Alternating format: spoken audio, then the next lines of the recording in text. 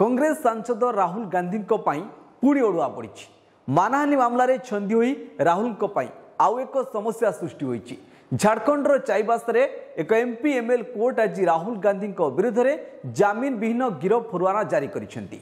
विरोधी दल नेता राहुल गांधी को यह मामलें व्यक्तिगत भाव में कोर्ट हाजर छाड़ करने आईनजीवी करथिबा एक आवेदन को मध्य कोर्ट खारेज कर देइछंती।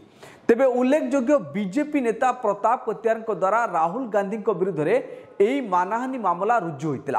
अमित शाह बीजेपी सभापति थिबा समय राहुल गांधी 2018 कांग्रेस रे एक अधिवेशन रे तांको विरुद्ध में अपमानजनक टिप्पणी देथिले।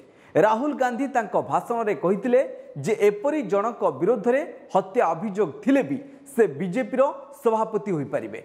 राहुल गांधी को एभली टिप्पणी अपमानजनक एवं सबु बीजेपी कर्मी को अपमानित करिछि बोली कतियार अभियोग करथिले एवं एने राहुल को विरुद्ध में 2018 जुलाई 9 तारिख रे चाईबासा सीजेएम कोर्ट रे एक मामला रुजु करथिले।